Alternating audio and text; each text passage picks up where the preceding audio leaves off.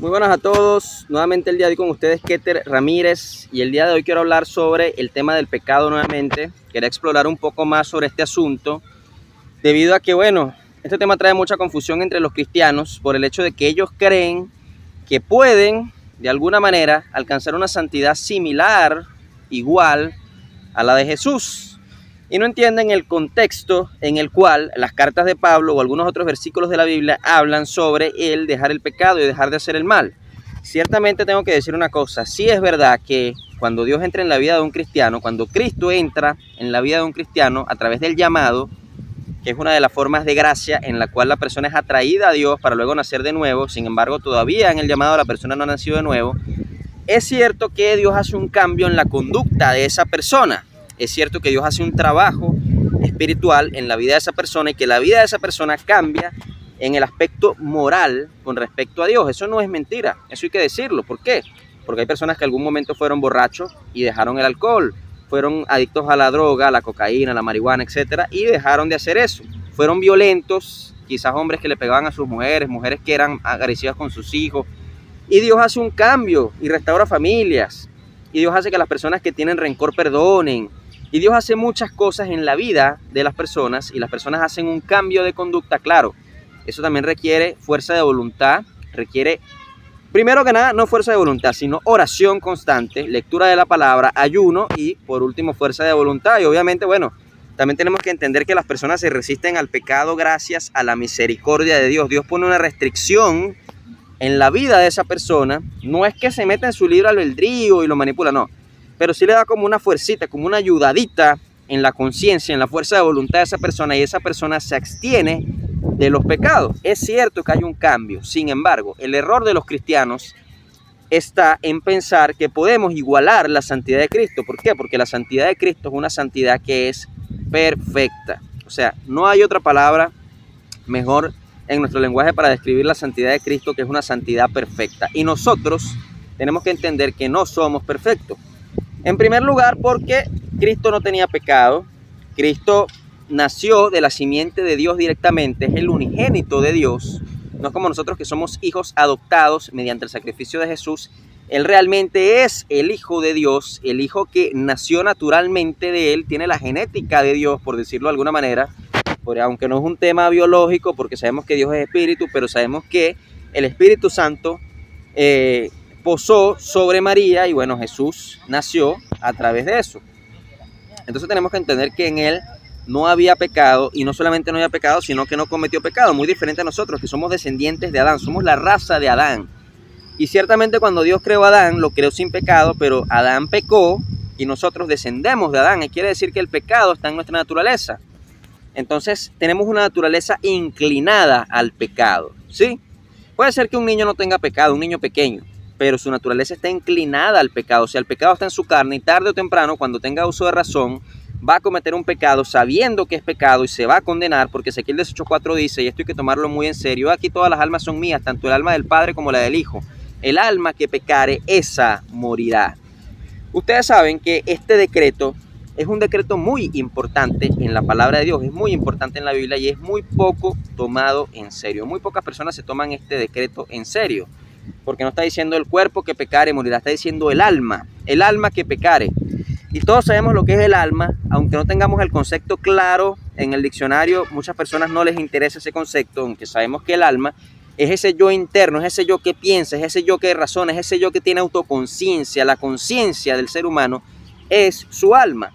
Y Ezequiel 18:4 dice, el alma que pecare, esa morirá. Sin embargo, tenemos que entender que el concepto de muerte en el alma no es igual que el concepto de muerte en el cuerpo, porque ciertamente cuando el cuerpo muere, el cuerpo se descompone, desaparece, y no es lo mismo con el alma. ¿Por qué? Porque la muerte del alma consta de la eternidad sin Dios. Ese es el concepto más preciso de la muerte del alma, la eternidad sin Dios. Y una eternidad sin Dios es una eternidad de tormento eterno. Primero, un lugar llamado el infierno, que es un lugar temporal, donde las almas que están condenadas son atormentadas esperando el día del juicio. Y luego de ese día serán condenados y irán al lago de fuego, que es un lugar mucho peor y que es eterno. Entonces, esa es la consecuencia de una eternidad sin Dios, el lago de fuego. Sin embargo, volviendo al tema del pecado, sí sabemos que Dios hace un cambio en las personas que entran al llamado, y si esa persona es elegida, sabemos que las personas son elegidas cuando cumplen las dos demandas de Marcos 1.15, estar cambiando la disposición mental, que es lo que ustedes llaman arrepentimiento. Sin embargo, no es dejar de pecar, sino reconocerte como pecador y confiando en el buen mensaje, que es creer el hecho de que Cristo Jesús vino al mundo como hombre, siendo Dios, y pagó por los pecados de nuestro pasado, de nuestro presente y de nuestro futuro, los que aún no hemos cometido. Entonces, si entendemos eso, si somos conscientes y cumplimos esas dos demandas, seremos salvos y seremos elegidos. Y entonces el cambio que ya Dios hizo en el llamado lo fortalece aún más, y ese cambio va a seguir durante toda nuestra vida terrenal, porque Dios ya no nos va a soltar, porque fuimos llamados y aceptamos el llamado y por tanto fuimos elegidos. Entonces, ese tema lo hemos hablado muchas veces. Sin embargo, quiero hablar sobre el tema del pecado. Romanos 7, del verso 7. ¿Qué diremos pues? ¿La ley es pecado? En ninguna manera, pero yo no conocí el pecado sino por la ley. ¿Qué quiere decir esto? Que sabemos que mentir es malo porque la Biblia dice no mentirás. Sabemos que robar es malo porque la Biblia dice no robarás. Sabemos que no debemos codiciar porque el Señor en sus mandamientos lo dice. Y la ley nos da los parámetros de justicia moral de Dios. Entonces conocemos el pecado por medio de la ley, porque sabemos que lo que está prohibido por la ley, si lo hacemos, es pecado. ¿Qué dice aquí? Porque tampoco conocería la codicia si la ley no dijera no codiciarás, mas el pecado, tomando ocasión por el mandamiento, produjo en mí toda codicia. O sea, como yo no puedo tener eso que la ley me prohíbe, siento codicia y lo quiero tener. Entonces, no es que la ley nos haga pecar. Sin embargo, el pecado tomó ocasión por la ley, porque para la gente es más deseable lo que está prohibido que lo que está permitido. Así sea por simple morbosidad o curiosidad, para el ser humano es más codiciable lo que está prohibido. Entonces el pecado se aprovechó de la ley. Porque sin la ley el pecado está muerto. Y yo sin la ley vivía en un tiempo, pero venido el mandamiento, el pecado revivió y yo morí. Y allá que el mismo mandamiento que era para vida, a mí me resultó para muerte, porque el pecado, tomando ocasión por el mandamiento, me engañó y por él me mató. De manera que la ley a la verdad es santa y el mandamiento santo, justo y bueno. Luego lo que es bueno vino a ser para muerte en mí, en ninguna manera, sino que el pecado, para mostrarse pecado, produjo en mí la muerte por medio de lo que es bueno, a fin de que por el mandamiento el pecado llegase a ser sobremanera pecaminoso. Porque sabemos que la ley es espiritual, mas yo soy carnal, vendido al pecado. Somos carnales, vendidos al pecado. O sea, nuestra carne tiene en su composición genética pecado, nuestra naturaleza caída, heredada de Adán. Porque lo que hago no lo entiendo, pues no hago lo que quiero, sino lo que aborrezco, eso hago. Y si lo que no quiero, esto hago, apruebo que la ley es buena. De manera que ya no soy yo quien hace aquello, sino el pecado que mora en mí. Pablo está diciendo que el pecado mora en él, siendo el apóstol Pablo el hombre o uno de los hombres que más y mejor predicó el evangelio en el mundo. Y yo sé que en mí, esto es, en mi carne, no mora el bien, porque el querer el bien está en mí, pero no el hacerlo, porque no hago el bien que quiero, sino el mal que no quiero, eso hago. Y si hago lo que quiero, ya no lo hago yo, sino el pecado que mora en mí. Quédense con esta parte, Si hago lo que no quiero, ya no lo hago yo, sino el pecado que mora en mí. Sabemos que Pablo está diciendo aquí que el pecado está en la carne, y está diciendo que no queremos, está hablando de cristianos salvos, porque es la carta de los Romanos, no queremos pecado, sin embargo lo hacemos. Entonces dice, sí, ya no lo hago yo, sino el pecado que mora en mí. O sea, el alma, una vez que el alma ha nacido de nuevo, recuerden que esta carta es para nacidos de nuevo, esta carta es para iglesia, no es para llamados, es para elegidos. Pablo está diciendo aquí que cuando tú eres elegido, tú naces de nuevo, tu alma empieza a aborrecer aquello que antes amaba, empieza a aborrecer el pecado. Porque el alma de aquellas personas que no están ni en el llamado, ni han sido escogidas, aman el pecado. No es solamente el cuerpo el que ama el pecado, sino el alma. O sea, una persona que es envidiosa y no ha nacido de nuevo, no está en el llamado ni ha sido elegida, no solamente es envidiosa porque su carne le pide la envidia, sino que su alma ama la envidia. No cae en la lujuria, en la inmoralidad sexual solamente porque su cuerpo se lo pide, sino que su alma ama la inmoralidad sexual. O sea, ya es un asunto de que el alma de los que no están ni en el llamado, ni han sido escogidos, aman el pecado. Ahora, hay que hacer una acotación importante aquí. ¿Por qué los llamados también odian el pecado? Porque también es cierto que, como lo dije ahorita, Dios hace un cambio en la vida de los llamados que se extiende cuando son escogidos. Pero ¿por qué los llamados parecen odiar el pecado? Porque la presencia de Dios los está arropando. El llamado es la presencia de Dios arropando a una persona para mostrarle el evangelio, para que cumpla las dos demandas y sea salva. Mientras esté el arropo y el amparo de Dios, la gracia de Dios en el llamado, esa persona va a aborrecer el pecado porque la presencia de Dios lo hace aborrecer el pecado. Está impregnado de la presencia de Dios y eso lo hace aborrecer el pecado. Sin embargo, si Dios lo suelta porque no aceptó el llamado, va a volver su alma a amar el pecado. No obstante, cuando la persona cumple las dos demandas de Marcos 1.15, cambiar la disposición mental y confiar en el buen mensaje, nace de nuevo y ya de su propia naturaleza aborrece el pecado. Ya Dios lo ha sellado, Dios permanece de manera permanente en la vida, en el alma de esa persona. entonces aborrecerá el pecado hasta el día que se muera, su alma más su carne seguirá amando el pecado. Por eso es que Pablo dice aquí que, y si hago lo que no quiero, o sea, su alma no quiere, ya no lo hago yo, sino el pecado que mora en mí. O sea, ya el alma del salvado, que es a quienes Pablo le habla, ya no quiere pecar, sino que peca el cuerpo. Entonces ya no es esa persona la que peca, no es su alma, sino su cuerpo. Así que queriendo yo hacer el bien, hallo esta ley, que el mal está en mí, porque según el hombre interior me deleito en la ley de Dios. Mira lo que le dicen los salvados. Los hombres que hemos sido salvados, las mujeres que han sido salvadas, que cumplen las dos demandas, se deleitan en la ley de Dios. Pero veo otra ley en mis miembros, que se revela contra la ley de mi mente y que me lleva cautivo a la ley del pecado que está en mis miembros. Miserable de mí, ¿quién me librará de este cuerpo de muerte? Gracias doy a Dios por Jesucristo Señor nuestro, así que yo mismo con la mente sirvo a la ley de Dios, mas con la carne a la ley del pecado. Eso es lo que le pasa a los salvados, seguimos pecando. Por eso la metanoia consta de reconocerte como un pecador, porque no podemos no pecar, pecaremos hasta el día que muramos. Sí es verdad que Dios hace un cambio, Dios nos da las herramientas espirituales para luchar contra el pecado, pero siempre vamos a pecar, siempre. El único que no peca y que nunca ha pecado y que no pecará jamás es Jesús. Bueno, nosotros en algún momento dejaremos de pecar cuando seamos transfigurados, cuando tengamos un cuerpo semejante al cuerpo del Hijo de Dios. Pero mientras estemos en esta vida terrenal, pecaremos siempre que estemos aquí. Ahora vamos a entrelazar ese versículo con 1 de Juan 3:4, versículo del cual hablé anteriormente en un video y les expliqué lo que significaba. ¿Y qué dice aquí? Todo aquel que comete pecado infringe también la ley, pues el pecado es infracción de la ley. Sabéis que Él apareció para quitar nuestros pecados y no hay pecado en Él. Todo aquel que permanece en Él no peca. Está hablando de Jesucristo. Todo aquel que peca no le ha visto ni le ha conocido. Yo les expliqué que nosotros no permanecemos siempre en Él. ¿Por qué? Porque estamos aquí en el mundo. Estamos ausentes del Señor mientras estemos en la carne. Eso quiere decir que hay momentos en los que permanecemos en Él a través de la conexión, que es la oración, que es la palabra y que es el ayuno. Pero no siempre permanecemos en Él. Estamos ausentes de Él. Estamos viéndolo a oscuras. No le conocemos porque a Dios nadie le ha conocido, sino el unigénito. El Hijo de Dios es el que le ha conocido. Entonces no permanecemos en Él. Por eso es que aquí dice: todo aquel que permanece en Él no peca. Nosotros no permanecemos en Él. Todo aquel que peca no le ha visto ni le ha conocido. Nosotros no le hemos visto y le conocemos en parte, nosotros los salvados, pero no le conocemos completamente, en parte solamente mientras estemos en la carne. Por eso es que pecamos. Yo les expliqué eso, ¿no? Hijitos, nadie os engañe. El que hace justicia es justo como Él es justo. El que practica el pecado es del diablo, porque el diablo peca desde el principio. Para esto apareció el Hijo de Dios, o sea, Jesucristo, para deshacer las obras del diablo. Todo aquel que es nacido de Dios no practica el pecado. Mira, relaciónalo con lo que dijo Pablo en Romanos. Todo aquel que es nacido de Dios no practica el pecado. Pablo dice aquí: si hago lo que no quiero, ya no lo hago yo, sino el pecado que mora en mí. Es lo que les acabo de explicar. Cuando tú naces de nuevo, ya tu alma, tu mente no quiere pecar. Por eso dice aquí: todo aquel que es nacido de Dios no practica el pecado, porque la simiente de Dios permanece en él y no puede pecar. O sea, el alma del nacido de nuevo, del salvo, no puede pecar. Sin embargo, peca el cuerpo que lleva cautivo a los deseos de la carne. Aquí dice: y no puede pecar porque es nacido de Dios. En esto se manifiestan los hijos de Dios y los hijos del diablo. Todo aquel que no hace justicia y que no ama a su hermano no es de Dios. Miren, les voy a hacer una pregunta para narrar, para ilustrar de una manera más correcta esto. Imagínate una cosa, imagínate que Dios te diera un permiso especial, que eso es imposible, sonará una blasfemia, pero estamos hablando de un caso hipotético, que te lo imagines, porque te quiero hacer una pregunta. No estoy blasfemando, ojo, no me ataques, escucha la pregunta y analiza. Si yo te dijera a ti: mira, te voy a dar para que elijas de todos los pecados que hay uno solo, para que tú lo practiques como tú quieras y hagas lo que tú quieras cuando tú quieras. Sí, no te voy a disciplinar por eso. Recordemos que los nacidos de nuevo no perdemos nuestra salvación si pecamos deliberadamente.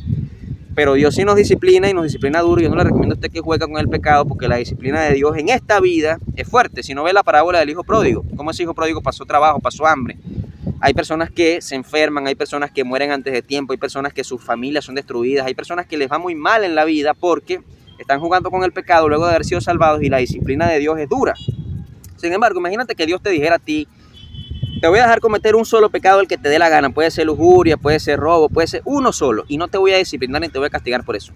Dime una cosa, ¿tú saldrías corriendo a elegir un pecado alegremente? Sí, yo voy a agarrar este pecado, la inmoralidad sexual, por ejemplo. Yo voy a empezar a robar, por ejemplo. ¿Lo harías con alegría en tu corazón? Estoy seguro que no. No lo podrías hacer. No podrías. ¿Por qué? Aunque tu cuerpo quiera, tu alma odia el pecado. Tú no podrías aceptar una propuesta que, obviamente, aquí reitero, es imposible que Dios te haga una propuesta así, porque Dios odia el pecado. Pero si eso llegase a pasar, tú no lo harías con alegría. Tú le dirías a Dios que no, porque tú odias el pecado. Si tú eres un llamado, incluso también lo odias, porque Dios está arropándote para llamarte al evangelio, para que seas salvo. Y si eres un escogido que has nacido nuevo, mucho menos lo vas a aceptar. ¿Por qué? Porque tú odias el pecado, tú lo odias. Aunque tu cuerpo lo ame, tú lo odias. Tú no puedes estar feliz en tu corazón pecando. ¿Me entiendes? Y tu cuerpo puede sentir placer igual pecando, pero tu alma odia el pecado y cuando pecas te sientes mal. Entonces, ¿a qué se debe eso? Esa es la aplicación de lo que dice esta palabra de aquí. Todo aquel que es nacido de Dios no practica el pecado porque la simiente de Dios permanece en él y no puede pecar porque es nacido de Dios. O sea, tu alma no puede pecar porque es nacida de Dios. Tu cuerpo sí puede pecar y te lleva a pecar. Y eso aflige a tu alma, pero tu alma no puede amar el pecado. ¿Me entiendes? Entonces, eso es a lo que se refiere aquí. Eso es lo que quiere decir este versículo de Primera de Juan. No quiere decir que no vas a pecar más nunca, que si pecas te vas al infierno. No, lo que quiere decir eso es que no puedes amar el pecado. Sin embargo, hay muchas personas que están atrapadas en una adicción y son salvas. Están atrapadas en una adicción por decirte la droga, la inmoralidad sexual, etcétera. Y afligen su alma, así como Lot era afligido cuando vivía en Sodoma y veía cómo la gente de Sodoma pecaba con todo tipo de pecados horribles, aborrecibles. Sin embargo, él estaba ahí afligido. Así está el alma del verdadero salvado en su cuerpo. Por eso Pablo dice, miserable de mí, ¿quién me librará de este cuerpo de muerte? Y habla de Jesucristo que lo va a librar, pero ¿cuándo? No es que Pablo se iba a suicidar para morirse, irse al cielo y ser libre del cuerpo, no. Sino que estaba esperando o bien la muerte natural, cuando Dios lo llame, o bien el arrebatamiento, cuando Dios nos transforme y nos lleva. Ahí seremos libres de este cuerpo de muerte, porque nos sentimos miserables cada vez que pecamos. Y este cuerpo nos lleva a pecar todos los días, y es una batalla constante. Entonces, a eso es a lo que se refiere Primera de Juan. No quiere decir que si pecas te vas al infierno. Ahora, Primera de Juan 1:8 al 10, si decimos que no tenemos pecado, nos engañamos a nosotros mismos. Aquí lo dice. Por eso es que hay gente que lee la carta de Primera de Juan y dice que todo aquel que peca se va al infierno, que no podemos pecar más nunca, negando la metanoia, pero están obviando este versículo de Primera de Juan 1 del verso 8. Si decimos que no tenemos pecado, nos engañamos a nosotros mismos y la verdad no está en nosotros. Si confesamos nuestros pecados, Él es fiel y justo para perdonar nuestros pecados y limpiarnos de toda maldad. Si decimos que no hemos pecado, lo hacemos al mentiroso y su palabra no está en nosotros. Entonces Juan no se puede contradecir. Si Juan dice que el que practica el pecado no ha nacido de Dios y luego dice que si decimos que no tenemos pecado, lo hacemos mentiroso, quiere decir que sí podemos pecar. Cuando habla de no practicar el pecado, habla de no amarlo, de que el alma no tiene de su voluntad el amar y el practicar el pecado, sino que es el cuerpo el que te lleva al pecado. Y eso es algo que es más que obvio. Si tienes una vida espiritual, tú deberías saberlo, es más que obvio. Sin embargo, hay que aclararlo porque hay gente que de verdad yo creo que esta no le funciona, ¿sí? Son muy espirituales, pero esta no le funciona, no se van a morir de inteligencia. La persona que piense que no tenemos que pecar más nunca, que si pecamos nos vamos al infierno, que esa persona de inteligencia no se va a morir. ¿Me oyen? No se ofendan, pero de inteligencia no se van a morir. Primera de Corintios 13, del 9 al 12, porque en parte conocemos y en parte profetizamos, mas cuando venga lo perfecto, entonces lo que es en parte se acabará. Cuando yo era niño hablaba como niño, pensaba como niño, juzgaba como niño, mas cuando ya fui hombre dejé lo que era de niño. Ahora vemos por espejo oscuramente, mas entonces veremos cara a cara. Ahora conozco en parte, pero entonces conoceré como fui conocido. El que peca no le conoce ni la ha visto. Nosotros conocemos en parte, lo dice aquí. Y hay que aclarar lo mismo del video anterior, pero bueno, lo aclararé. ¿Y qué dice Juan 1:18? El libro de Juan. A Dios nadie le ha visto jamás. El unigénito Hijo que está en el seno del Padre, Él le ha dado a conocer. Entonces, a Dios nadie le ha visto jamás. Y el que le ha dado a conocer es Jesucristo. Nos ha dado a conocer a Dios en parte. Sin embargo, no le hemos visto jamás. Solamente Jesucristo lo ha visto en toda su gloria. Porque ni los ángeles lo han visto en toda su gloria. Porque si no, no hubieran pecado. Si hubieran visto a Dios en toda su gloria, Lucifer no habría pecado. Entonces Dios no mostró toda su gloria a los ángeles y permitió el pecado porque tiene un plan maestro en toda la existencia. Quién sabe cuál será ese plan, pero por algo Él permite las cosas malas en el mundo. Por algo las permite. Sin embargo, nosotros nos estamos viendo desde la altura y profundidad en la cual Dios ve las cosas. Pero tenemos que confiar que su plan divino es perfecto y es lo mejor posible para la creación. Sin embargo, el punto que estaba hablando y que quería mencionar es el punto del pecado, ¿sí? El pecado. No quiere decir que no vamos a pecar jamás. Lo que quiere decir eso es que nuestra alma siempre va a aborrecer el pecado. Que aún si tuviéramos permiso, que nunca lo vamos a tener, de hacer lo que nos dé la gana, no querríamos, porque nuestra alma, si hemos nacido de nuevo, aborrece el pecado. Nuestro cuerpo siempre va a amar el pecado, así que siempre vamos a pecar. Entonces yo te exhorto a que luches contra el pecado a través de la oración, a través de la palabra, el amar la palabra, como ya lo hemos mencionado antes, el ayunar, el pedir misericordia a Dios para que te ayude a soportar, porque a veces no puedes escapar de la tentación y necesitas la misericordia para soportarlo. Y entonces es importante que apliques esas técnicas para que peques lo menos posible y tengas una vida de Dios en bendición, que la puedes tener, la puedes tener. Abraham vivió una vida de bendición porque Abraham luchaba contra el pecado lo más que podía, luchaba por obedecer a Dios en todo, porque el desobedecer a Dios es el concepto más verdadero de pecado. Bueno, muchas gracias, quería hablar sobre este tema y nos vemos en otro video. Muchas gracias.